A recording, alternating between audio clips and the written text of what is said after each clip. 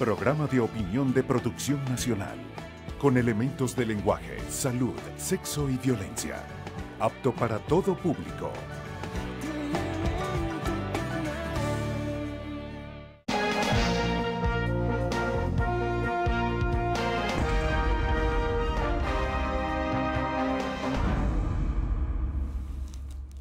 Buenos días, buen domingo, buen fin de semana para todos ustedes, amigos televidentes. En la primera parte de este programa voy a entrevistar al ministro de Transporte, Hipólito Abreu. Aquí veo en los periódicos, dice, Asamblea denunciada desaparición forzada de Requesén en Loea, matanza, esto lo estoy leyendo cuando estoy grabando el programa, matanza de ganado y robo de equipo agrava la escasez de leche. Aquí veo en Vea, extradición de Julio Borges solicitada a Colombia. Última noticia, solicitan extradición de Borges. Nuevos trenes incorporan a la línea 1 del metro. Hablando del metro, con el ministro del Transporte, ¿cuál es la situación realmente del metro? Por lo que veo, siempre se está quejando la gente de que no hay metro, de que tienen que andar caminando. ¿Cómo está? Bueno, en primer lugar, agradecerle la invitación al programa, ¿no? Ya. Ciertamente el metro hay varios factores, pero es un problema multivectorial que tenemos allí. En primer lugar, el número de usuarios. El metro fue construido en su momento por aproximadamente 700.000 usuarios. Hoy ya estamos rumbo a los 3 millones de usuarios en la prestación de servicios en el sistema metro de Caracas, lo cual impone la necesidad de ir mejorando algunos elementos en cuanto a la operatividad. Y hemos tenido algunos inconvenientes que se nos presentaron a lo largo del año pasado, que era más que todo unas procuras,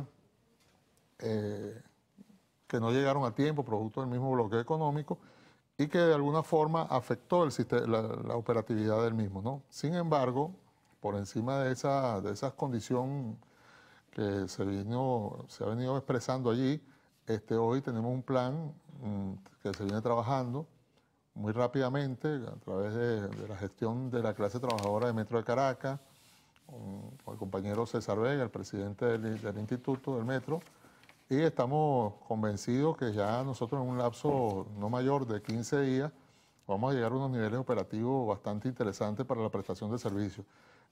Cabe destacar que este plan que se viene avanzando en Metro de Caracas responde a las líneas estratégicas de lo que sería el nuevo comienzo planteado por el presidente de la República en lo que es la nueva avanzada de la revolución bolivariana en el marco de la derrota definitiva de lo que es la guerra económica e incluso utilizar esos elementos de lo que han sido los ataques contra el país como un factor de poder reestructurar, hacer una reingeniería de lo que es la funcionabilidad del trabajo, la mística, y que yo creo que si bien es cierto nos afectó o nos ha venido afectando por un tiempo, también es cierto que en este nuevo avance va a servir también de catapulta para llevarnos hacia mejores destinos. Hace poco oí a alguien vinculado al gobierno diciendo que Maduro en una reunión de gabinete, me lo confesaba, había dicho, ya está bueno de la excusa de la guerra económica, vamos a trabajar. Nada de guerra económica. Parece que algunos lo oyeron, otros no. Siguen hablando de la guerra económica. ¿Hasta cuándo? No, porque es que la guerra económica es un factor que estuvo allí, estuvo presente. ¿Y cómo le pega la guerra económica al metro? Bueno, porque tiene insumos que son importados, que hay que traerlo desde el exterior.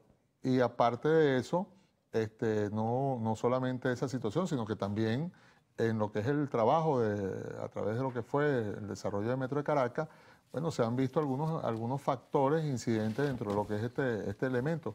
Lo cual no significa que no se escuchó lo que dijo el presidente de la República. Si usted me escuchó, el que no me escuchó fue usted, cuando yo le dije que al contrario de lo que se venía ocurriendo, de que la guerra económica nos había colocado a la defensiva, ahora lo íbamos a utilizar como una catapulta para poder mejorar nuestra prestación de servicio.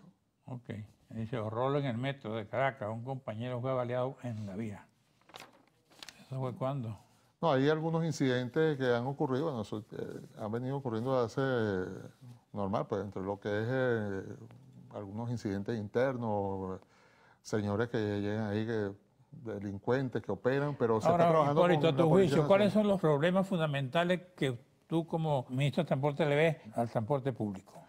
Bueno, el transporte público tiene que ir en estos momentos a una total revisión dentro de lo que es su operatividad y su funcionalidad. Nosotros, a través del trabajo que se viene diseñando en los últimos tiempos y que se nos encomendó a través del presidente de la República, se nos planteó un plan de acción rápida que se marcó pues, dentro de los que fueron los primeros 100 días y en el cual se ha venido avanzando bastante. O sea, si bien es cierto, dentro de la expresión más visible que tenemos en el transporte terrestre, en el transporte aéreo tenemos una victoria temprana porque ya colocamos el primer avión de Aeropostal en un vuelo internacional Caracas-La Habana. Tenía más de un año ya sin prestación de servicio. Ese avión, esa circulación de ese avión nos va a permitir la recuperación de 2 unidades más, 2 aeronaves más en un lapso antes de que terminara este año.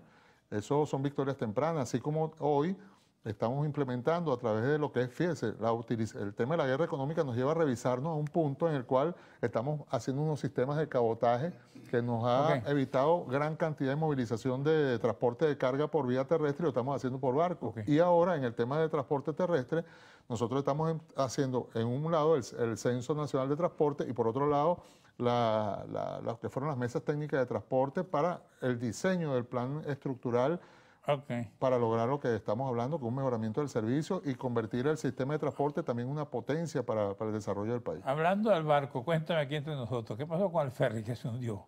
No, ¿No hubo manera de sacar eso de ahí? No, es que esa unidad no estaba en prestación de servicio. No estaba en operaciones comerciales. Hubo, bueno, ahí se está revisando pues exactamente qué es lo que ocurrió en la investigación. Sin embargo, no hubo ni daño ecológico. O sea, fue más la bulla que lo que realmente eso representó. Más la bulla que la cabulla, como dicen. Eso es correcto. Ajá. Y el transporte, como te decía, de autobuses y todas esas cosas. Bueno, el censo de transporte que estamos ahorita... De eso me vas a explicar la próxima parte. Ah, seguro.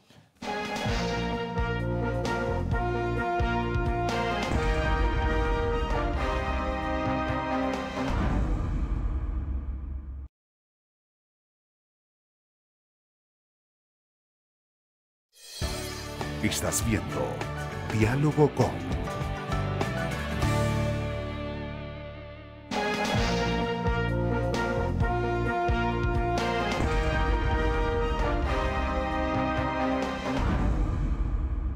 Ok, estábamos hablando del censo. Voy a aprovechar para que te tomes el espacio completo, para que le aclares a la gente si el bendito censo es para aumentar la gasolina o para tomar otras medidas que puedan afectar al usuario, aumentar los pasajes. ¿Tú me dices eso? Claro, ahorita mismo el presidente de la República viene diseñando y anunció y viene diseñando y va hacia la puesta en marcha de un nuevo programa económico nacional. Un nuevo programa económico que tiene, bueno, toda una cantidad de elementos y de acciones directas para lo que sería el desarrollo de la Venezuela productiva. En lo que concierne al sistema de transporte, está también visualizado dentro de este elemento de este programa de gobierno y tiene un rol fundamental, toda vez que el sistema de transporte es el que moviliza a nuestros trabajadores, el que moviliza a nuestros estudiantes, el que moviliza las cargas, etcétera, ¿no? En este particular se planteó el desarrollo del Censo Nacional de Transporte con una modalidad diferente a cualquier censo que se haya desarrollado en Venezuela, que es la incorporación del sistema Patria como un articulador dentro de lo que son las políticas públicas y el usuario, el prestador de servicio o el que tenga el propietario de la unidad de transporte, porque no es un censo que está únicamente enmarcado dentro de lo que es el sistema de transporte público o de carga, sino que también están lo que son los transportes privados, pues el vehículo particular de cada persona. Y esto tiene en una primera instancia el objetivo de diseñar un plan que nos permita evitar lo que es el contrabando de extracción.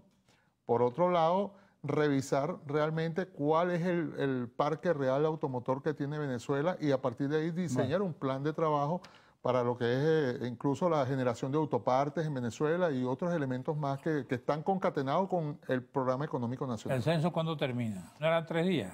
No, el censo tuvo una primera jornada pública que fue, hay una jornada, ahí el registro hay online, pero hay un registro también que es jornadas públicas que se viene avanzando también, en los efectos de lo que es esa visión integradora del gobierno de calle, ¿no? Ahí las personas van, aclaran dudas, se les registra, se les atiende cualquier problema, incluso se les direcciona porque el cruce de información que estamos obteniendo a través del registro nos está llevando a algunas inconsistencias que tienen que ser atendidas por el Instituto Nacional de Transporte Terrestre y por el SAIME. O sea que es un plan integral para poder ordenar todo. Porque la gente decía, bueno, ¿y para qué existen las placas? No pueden contar los vehículos por las placas. No, pero es que eso no es una nomenclatura. O sea, la persona tiene que ir, hace su registro, hacemos los cruces de información. ¿Cuántos vehículos hay por ahí con placas y la persona no ha regularizado? Pues, o sea, todo esto hay que atenderlo para tener todo en orden. Este nuevo comienzo tiene 3 elementos fundamentales. Dígalo. El primero, el orden, poner orden en casa. O sea, todo tiene que estar organizado de una manera adecuada. 2, planificar. Con lo que tenemos, cómo vamos a seguir avanzando. Y el tercer elemento, integrar al pueblo en una política unitaria en donde todo el país nos sintamos representados y podamos colaborar en el desarrollo de Venezuela. O sea, esos son 3 elementos fundamentales que van para todos los factores del elemento económico y que también tiene que ver el sistema de transporte. El 1, 2, 3. ¿Y el cuarto? Y ponchado, y 1, 2, 3 y ponchado el imperialismo. ¿Y el cuarto? Aumentó la gasolina. No, bueno, ahí hay unas políticas económicas que están allí que, bueno, no me corresponden a mí, no son mi competencia, yo estoy dentro de lo que me compete, ¿no? Bueno, fíjate lo que dice aquí una señora que vio declarando en NTN 24. Los trabajadores del metro de Caracas denuncian que los trenes no tienen mantenimiento. El metro de Caracas cumplió 41 años de servicio. Un ejemplo para el continente que actualmente se hunde en la desidia, retraso y la inseguridad. Bueno, yo soy actualmente presidente del ferrocarril, ¿no? Vengo desde el mes de septiembre siendo presidente del ferrocarril. Y en ese momento había una cantidad de informaciones y fotos. Nosotros hicimos un plan de recuperación inmediato y nosotros en menos de 60 días teníamos los trenes operativos y ya no existía la realidad que estaba en un principio. Y a nosotros nos estaban colocando fotos que correspondían a hace 2 años, imágenes de video de personas que estaban agolpadas contra el ferrocarril, o sea, lo que uno llama los falsos positivos. Claro. Yo puedo decir que hoy el trabajo que se viene haciendo en el Metro de Caracas, en el tema de mantenimiento, hemos logrado la recuperación de la mayoría de los sistemas de aire acondicionado de los vagones, trabajamos con el automatismo, teníamos el tren en línea 3, lo teníamos a 40 kilómetros por hora, ahorita está a 80 kilómetros por hora ya circulando. Logramos una cosa importante, la conexión desde la estación Independencia de Metro de los Teques hasta Bellomonte, Metro de Caracas. O sea que muchas de esas informaciones, no digo que esté perfecto, pero muchas de esas informaciones que están ahí corresponden a hechos que ya no están ocurriendo. ¿Va a seguir siendo gratis? No, ahí hay una política de análisis sobre el tema de la prestación de servicio y la necesidad de tener los recursos necesarios para poderlos mantener. Y esa política obviamente tiene que ser estudiada. No puede ser sostenible un servicio si no hay una cancelación, una contraprestación que responda a las necesidades de cada institución. Pues. Bueno, estamos terminando el programa. ¿Qué otra cosa quiere decir usted a la gente? No, bueno, sí, hablarle de cara a que en estos momentos en los cuales nos encontramos cerca de lo que fue un magnicidio, un intento de magnicidio contra el presidente de la República, cerca de lo que es este nuevo proceso económico, político y social que vamos a vivir a través de lo que es el 20 de agosto, en lo que es la reconversión. O sea, que entendamos que todos estamos en la misma patria, que todos estamos en el mismo país y que hay un gobierno revolucionario que independientemente de los ataques, independientemente de todos los elementos del fascismo, de la violencia, de la búsqueda de estrangulamiento económico, diplomático, estamos en disposición de dar la batalla en el terreno que sea. Y hoy, más que nunca, se han creado las condiciones objetivas y subjetivas necesarias para nosotros lograr derrotar no solamente a la contrarrevolución, sino derrotar lo que ha sido la historia de Venezuela en lo que es este proceso de neocoloniaje que tanto daño nos hizo y que nos colocó en un momento determinado como un país rentista y que nosotros debemos llevarlo hacia lo que es un país productivo, en avanzada, en crecimiento y en desarrollo. ¿Y en el interior cómo anda el problema de transporte? No, el problema ya importante, venimos de las mesas técnicas. Vamos a verla, por ejemplo, en el interior, los autobuses que antes eran autobuses, no son autobuses, son perreras que llaman, no sé, ¿eso qué es? Explícame eso, ya para terminar. Bueno, nosotros tuvimos recientemente una reunión con todos los sectores de transporte, de todas las visiones políticas, revolucionarias y no revolucionarias. con el Censo Nacional de Transporte y estas mesas, la activación de estas mesas de transporte, a partir de esta semana, empieza un plan de acompañamiento del gobierno para la recuperación del sistema, de la flota nacional. Okay. Flota que no fue culpa nuestra, que se haya... Nosotros tenemos un sistema trans que hoy está en mejores condiciones operativas que el sector privado. Fue la misma lógica capitalista de los vendedores de repuestos quienes lo colocaron en la situación que se encuentra en estos momentos. Y bueno, y nosotros lo vamos a apoyar. ¿Dónde consiguen repuestos? No hay repuestos. No, sí hay repuestos. Lo que pasa es que las cadenas especulativas de repuesteros... Las cadenas especulativas de repuestos los tienen a ellos contra la pared y ahora el gobierno revolucionario, gracias a la gran misión transporte... ¿Ustedes se reúnen con gobierno y oposición? Nosotros nos reunimos con el pueblo, ¿no? En general, y hay algunos que tienen visiones diferentes. La oposición es pueblo, pues. Por eso, nosotros nos reunimos a eso, y nosotros somos más, pero nos reunimos con todos. Yo te veo a ti reunido con Capriles, por ejemplo, para discutir los problemas. ¿Con quién? Con Capriles. Prefiero reunirme con el compañero que esté aquí, que es camarógrafo, porque los compañeros que de repente... Porque esos son los que están sintiendo los males que están... Nosotros nos ponemos a reunir con ellos para denunciarlo. A eso lo deja el autobús. Y los llevamos también. Bueno. Los autobuses privados que lo dejan, los recogen los tranques que nosotros tenemos. Gracias, Hipólito. No, gracias a usted. Gracias a usted, amigo televidente. Nos veremos en la próxima parte.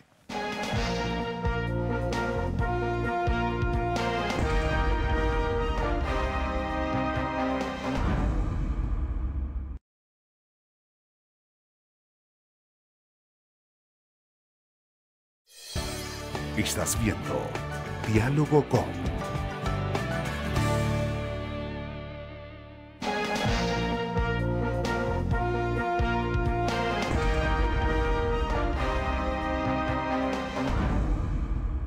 Bueno, voy a conversar ahora con Ramón Guillermo Aveledo. Él fue secretario de la Mesa de la Unidad Democrática. Está ubicado en el sector de la oposición venezolana. Hablando de la oposición, y también vamos a hablar del gobierno, pero Ramón Guillermo Aveledo, que es una persona seria, sensata, a estas alturas del proceso, ¿qué país tiene enfrente? Mira, en punto al aspecto político al que tú te refieres, creo que lo que ocurre en el país no es una confrontación típica gobierno-oposición como es en las democracias normales, sino un grupo que ha privatizado el Estado en su beneficio y enfrente todo el país. Por eso el reto de las fuerzas alternativas es articular la unidad de todo el país para enfrentar esto. El país que está sufriendo la realidad que estamos viviendo, una realidad de economía deteriorada, convivencia social deteriorada y legalidad deteriorada. Yo te pongo un ejemplo perfectamente explicable o útil para explicar la situación. Hay esta denuncia por parte del gobierno con relación a los hechos de la avenida, del atentado. La avenida Bolívar, el atentado. Y por un lado uno sabe que es posible que esas cosas ocurran en esta situación, pero por otro lado, la falta de credibilidad de las instituciones lo pone a uno a dudar si alguna vez habrá la verdad completa de lo que pasó. Esa incertidumbre, esa falta de seguridad es jurídica, es política, pero también es económica, también es social. Nadie sabe a qué atenerse. Esa es la realidad que ¿Tú qué sabes de eso? ¿Yo qué sé? ¿De qué? De lo que pasó. Amonto, yo no soy detective. ¿Estás dudoso? No, te digo, que haya una gente que quiera cometer una barbaridad de esas que a mí me parece condenable, yo no estoy de acuerdo. Nadie está de acuerdo con eso. Es imposible. No solo el presidente, cualquier funcionario público del Estado que además hay un problema serio. Y además vamos a matar a todos. Eso es una locura. Yo estoy en contra de la violencia siempre. Ahora, por eso mismo que estoy en contra de los abusos gubernamentales, porque estoy en contra de la violencia. Ahora, es perfectamente posible, dada esta situación que antes hemos descrito, que una cosa como esa ocurra. Y eso es un problema serísimo, no serio, serísimo. Pero también muy serio es que no haya ninguna confianza en las autoridades como para saber que podamos confiar en su palabra, que la gente vea, escuche al CICPC y diga, eso fue lo que pasó. O escucha al fiscal general de la República y diga, eso fue lo que pasó. O el ministro del Interior. El que una cosa como esta genera en el país tantas versiones y tanta incredulidad, lo que ese es un síntoma de la gravísima situación en la que nos encontramos como sociedad. Entonces, claro, uno de los problemas más serios que tiene Venezuela es que no encuentra qué creer ni en quién creer. Eso es gravísimo, Carlos, muy grave, porque la base de la esperanza está en tener una cierta confianza en que influimos en nuestro futuro, en que tomamos decisiones con relación a él. Eso afecta a todo el país, nos afecta a cualquiera de nosotros, pero además afecta a la credibilidad internacional de la República, con lo cual la solución a nuestros problemas económicos, esto que estamos viviendo todos los días, que requieren de la cooperación de la comunidad internacional, pues de los multilaterales, del financiamiento, se vuelve cada vez más difícil. ¿Por qué? Porque nadie va a querer meterse en un país en este estado de irregularidad. ¿Qué hacer? La lucha cívica de los ciudadanos venezolanos, que tiene que ser, yo creo que un gran movimiento de unidad nacional de todos los venezolanos, debe ser por rescatar la vigencia efectiva de la Constitución. Correcto. Y rescatar la legalidad. Ajá. Ese concepto de unidad de todos los venezolanos que tú tienes, ¿cuándo comienza a gestarse? ¿Qué piensas tú de todos los sectores? ¿Hay voluntad en todos los sectores de oposición para llegar a eso? ¿No hay unos pleitos entre líderes? Sí hay pleitos de líderes. Yo creo que mi respuesta a tus dos preguntas es sí. Yo creo que sí hay voluntad y sí hay diferencias entre líderes. Y creo que los líderes tienen el deber, tienen la responsabilidad de poner esas diferencias que existen en su sitio y darle prioridad a su responsabilidad principal, que es encontrar el modo de viabilizar el cambio. La unidad nacional no es solo la de los políticos, pero la de los políticos hace mucha falta, Carlos, para que haya la otra.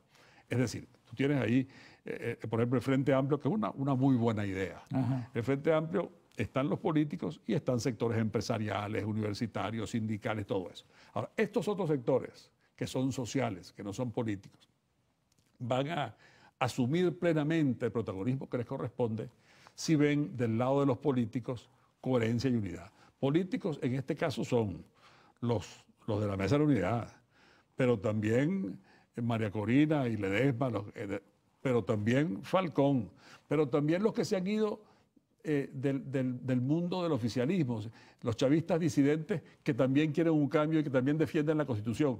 Ese conjunto de personas ¿Cómo llegar ahí? tiene la obligación de entenderse. Yo creo que esos son gente inteligente y creo que son gente responsable.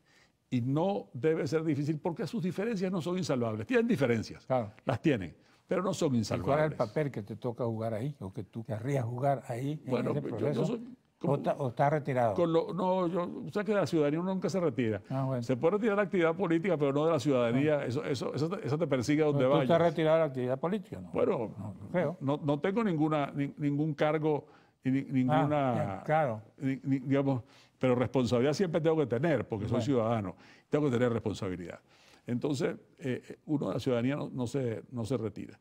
Y lo que yo a ellos les aconsejo, con los que hablo, que es con varios de ellos y de ellas, porque son mis amigos Claro. y tengo relación con ellos, les insisto mucho en esa prioridad.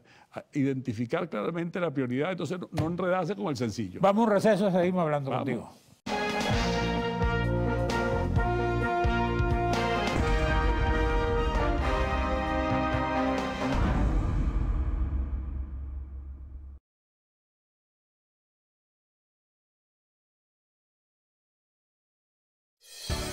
Estás viendo Diálogo con.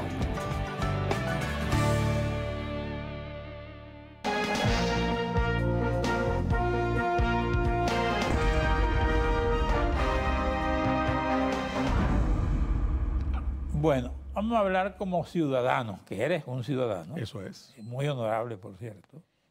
Tú, tu padre, tu familia, a quien yo conocí mucho cuando era muchachito. Bueno, ¿qué sientes tú cuando vas al mercado? ¿Qué ves en el país ese que necesita el venezolano para sobrevivir y para trazar sus metas a futuro? La gente necesita saber a qué atenerse. Fíjate, cuando Cuando yo voy al mercado, al que más voy a Guaycaipuro, por cierto, porque es cerca de casa, ¿no? Y es donde mi esposa tiene la costumbre de ir, ¿no? Y lo que encuentro es gente que no sabe qué es lo que va a pasar. Es que llega al mercado y no sabe qué va a conseguir. Y no sabe, y si consigue, no sabe si lo que carga le va a alcanzar. Sí, la paca de billetes. Después, veo también a la gente, porque no hay tantos puntos, entonces en la zona de las verduras, en el piso de abajo, pues haciendo unas colas muy grandes, porque en los pocos puntos que hay que hacer cola para pagar lo de los otros puntos, porque no hay efectivo.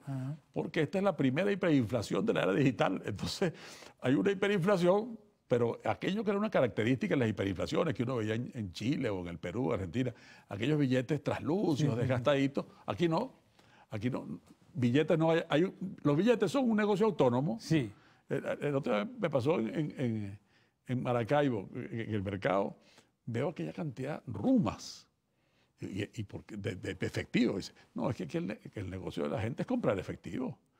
Si te compran el efectivo con productos porque el efectivo se vende aparte. Es toda una economía trastocada, pero eso a la gente que le produce incertidumbre. Yo te he oído a ti comentar lo que le cuesta a los muchachos que trabajan aquí venir a trabajar para empezar, para conseguir transporte y después tener para pagar. Para pagarlo. Sí. Porque, pero eso en todos lados. Yo veo en la universidad la gente haciendo las colas, los trabajadores y los profesores haciendo las colas en la agencia bancaria de la universidad para sacar efectivo, para poder volver a su casa y para regresar al día siguiente a trabajar. Porque el poquito efectivo que le dan alcanza apenas para eso.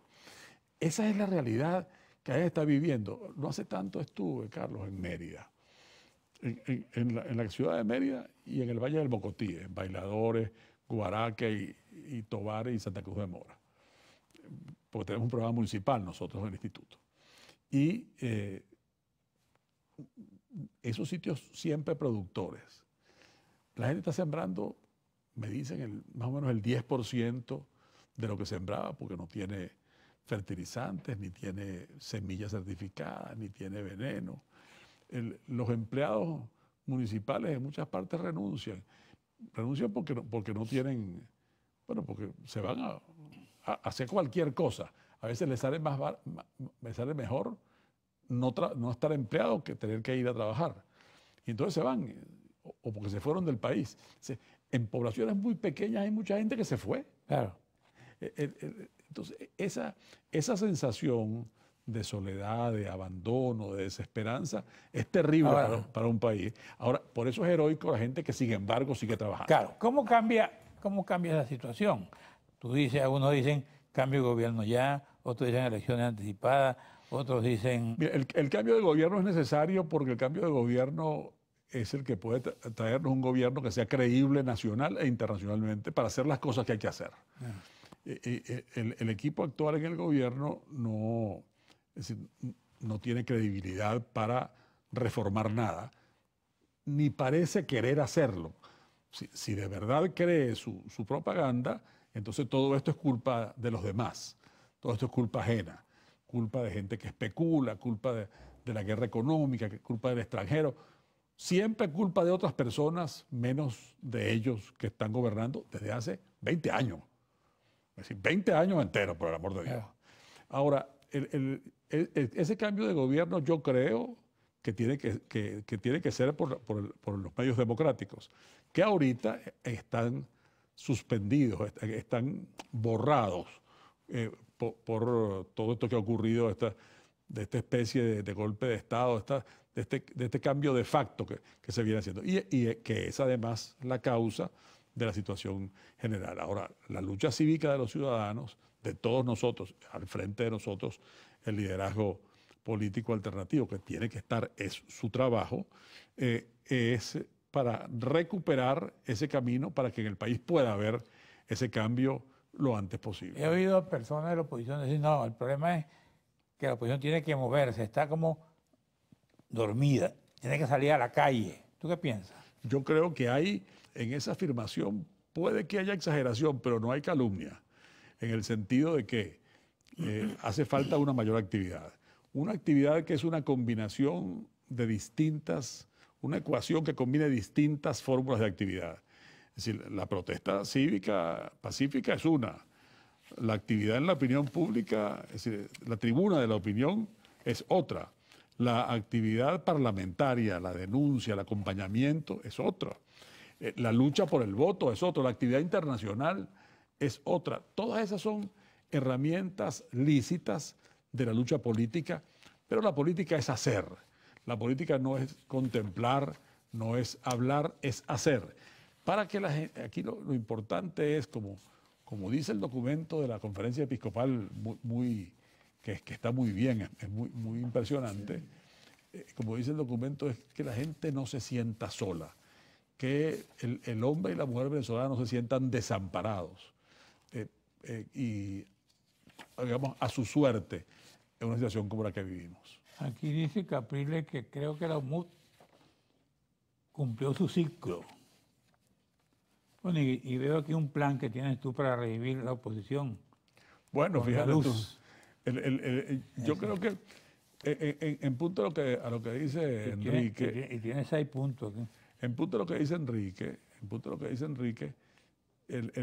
yo creo que aquí lo importante no es que la MUD siga o no siga. Sí. Puede ser que no siga. Pero lo importante es la unidad como concepto y como reclamo del país, porque lo que a uno todo el mundo le dice por todos lados es únanse, caramba, únanse. Así que ponle tú que no se llame MUD, ponle tú que no tenga esa estructura y esos compromisos, pero un compromiso tiene que haber y es el compromiso unitario. Yo creo, es mucho más sencillo lo que yo creo que hay que hacer con la oposición. Uno es la unidad de todos los sectores alrededor de un objetivo que es el cambio de gobierno. 2, la narrativa, el discurso, la razón por la cual hay que unirse, que es el afrontamiento de la situación real que viven los venezolanos. No puede ser que esté al margen del debate político esa situación económica y social que estamos viviendo, porque los venezolanos necesitan saber, necesitan sentir que los políticos sabemos lo que está pasando y además nos importa. Y 3, actuar en estos frentes que te he dicho, que son los frentes de la lucha cívica, actuar. Lo que no puede estar es simplemente conversando eternamente y viendo a ver cómo nos ponemos de acuerdo o declarando acerca de lo que debería hacerse y no hacerlo. Hay unas medidas que ha tomado el gobierno últimamente y mucha gente, incluyendo la de la oposición que vienen aquí, dice que este es un plan devenido de Cuba. ¿Tú piensas eso? Pues yo no sé de dónde vino, pero el problema es su efectividad real, porque hasta ahora yo he visto que son como ponerle remiendos y curitas a la cosa. La economía nuestra tiene una gangrena y entonces le ponen unas curitas o le echan unos calmantes o buscan atajarlo por donde no es, ¿no?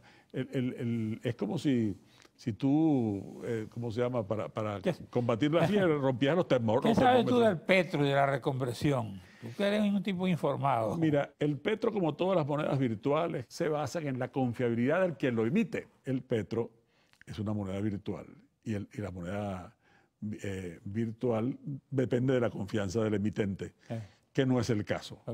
Que no es el caso.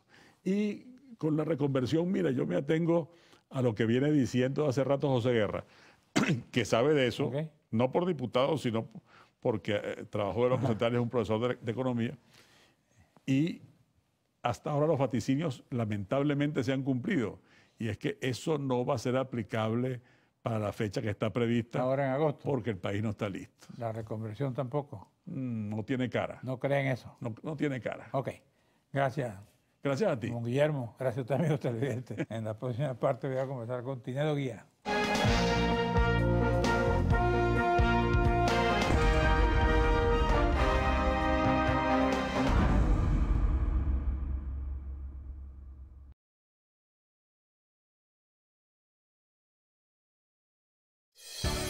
Estás viendo Diálogo con...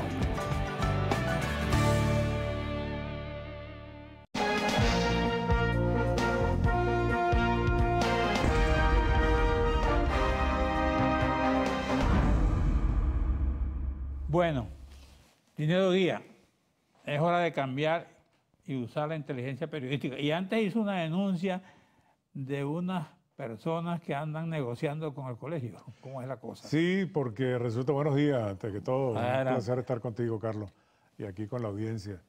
Sí, porque ha habido una especie de desconocimiento de lo que es el ordenamiento que debe seguir el Colegio de Periodistas con la Ley de Ejercicio del Periodismo y su estructura interna. Es decir, para tomar una decisión de crear una seccional es necesario que pase por la Convención Nacional, que es la máxima autoridad del colegio.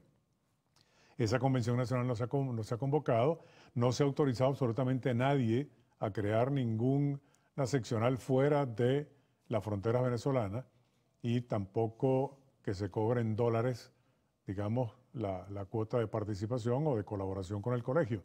En ese sentido, tuvimos que sacar una aclaratoria de la estructura del colegio, de cuáles son los artículos por los cuales se rige la estructura interna del colegio, las seccionales, y para poder crear eso, bueno, se puede hacer. El colegio no se opone a que los periodistas en el extranjero se asocien, se unan, creen organizaciones, pero que las creen sin utilizar el logo del CNP, porque eso es exclusivamente de uso del Colegio Nacional de Periodistas de Venezuela. Claro.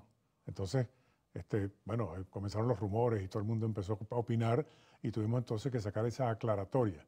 Y sin embargo, todo el mundo lo interpretó como que el colegio estaba en ese camino. No, nosotros no estamos en eso. Lo que vamos a hacer, lo vamos a decir, pero no nos oponemos a que se organicen los periodistas, cosa que me parecería muy interesante y muy buena, pero no con el uso del CNP. Claro. Amigos de tal cosa, amigos del colegio o solidarios con el colegio, para convenir con las organizaciones periodísticas de los países en donde están los periodistas venezolanos el trabajo conjunto y de ayuda que necesitan, por supuesto, al estar fuera del país. Tú dices aquí en el Nacional, es hora de cambiar y usar la inteligencia periodística. ¿Cómo es ese cambio? Bueno, mira, lo que pasa es que hoy en día es muy necesario que se agudice la inteligencia para investigar determinados casos que confunden mucho a la opinión pública, porque esa cultura ahora de los dedos pulgares Sí. en el teléfono inteligente confunde mucho porque se propician informaciones que no han sido verificadas y que no son sí. ciertas. Entonces hay mucho infociudadano que que son utiliza... las que cree la gente. Que son las que cree la gente. Y si estás de un lado o del otro, si por ejemplo tú estás de parte del gobierno y todo lo que haces es a favor del gobierno, la gente le cree, los que están con el gobierno. Y si estás en la oposición, pues todo lo que digan que ha hecho la oposición, pues la gente lo cree. Cuando me refiero a la oposición, me refiero a los liderazgos Claro. y a las organizaciones partidistas. Entonces hay que tener mucho cuidado qué es lo que se está enviando, porque como no hay una información oficial creíble, porque muchas vocerías han perdido la credibilidad, la gente ocupa el rumor como una noticia. Claro. Y se distorsiona mucho la información veraz y real. Fíjate tú lo que pasó con estos 11 periodistas en el acto del 4 de agosto Ajá. en la Avenida Bolívar. 11 periodistas que fueron detenidos y obligados a borrar el material que tenían allí de lo que estaba sucediendo en ese acto. Yo me pregunto, ¿ese material no hubiese sido útil para propiciar una investigación seria, eficaz y útil para aclarar lo que allí sucedió? Sin embargo, alguien los borró, los obligaron a borrar el material. ¿Quiénes los obligaron a borrar el material? ¿Por qué lo hicieron? ¿Y por qué tuvieron retenidos a esos 11 periodistas? ¿Cuál fue la razón? Eso, por ahí debería comenzar la investigación de lo que pasó el 4 de agosto. Bueno, ¿qué crees tú que pasó?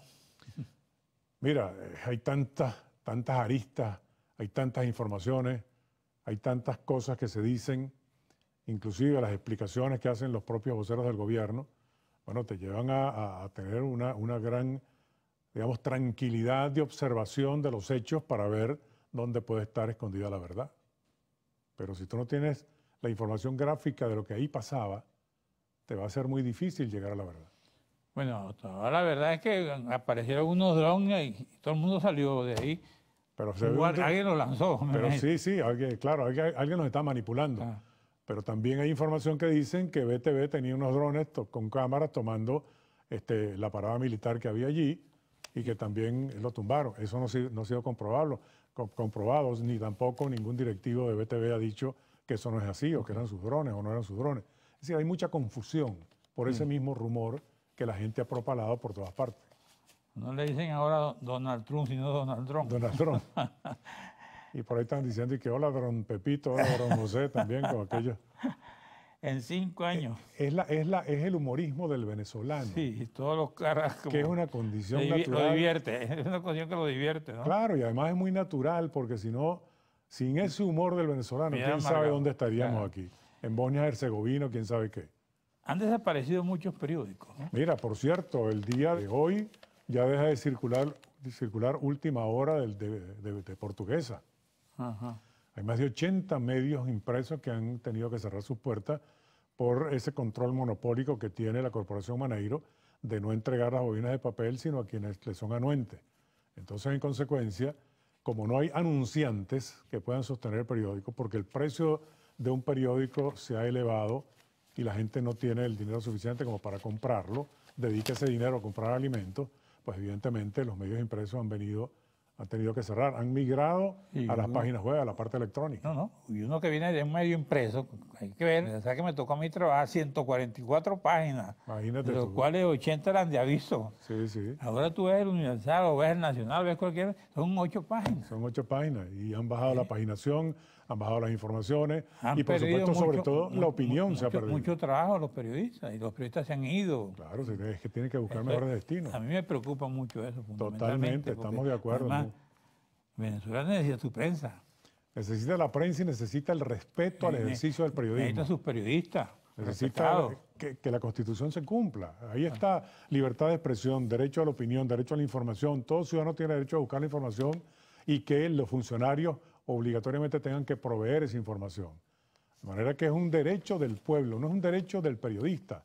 El periodista trabaja la fuente, pero también el pueblo tiene que estar informado. Es decir, el ciudadano tiene que saber qué pasa a su alrededor. Tiene que saber si una sociedad está sana o está en periodo crítico o si está enferma. Ok, y como ciudadano, ¿cómo ves tu país ahorita? Mira, me preocupa muchísimo Cuando vas a los mercados, cuando vas a viajar, cuando lo veo muy sales desvencijado. Y si alguien quiere tener una imagen real de lo que está pasando en el país, simplemente vea las vías de comunicación de Venezuela. Huecos, maleza que se está tragando las carreteras. Ahora con esa misión Chamba Juvenil han puesto a trabajar a un grupo de muchachos limpiando y cortando y pintando los brocales, pintando las defensas de color amarillo. Me parece muy bien, pero el otro día me comentaba un colega periodista que le preguntó qué comían y los muchachos estaban comiendo mango porque no les habían llevado el almuerzo a tiempo. Entonces hay un gran desorden, en lo que es administrar los recursos de manera útil para el beneficio colectivo. Hay un gran desorden ahí.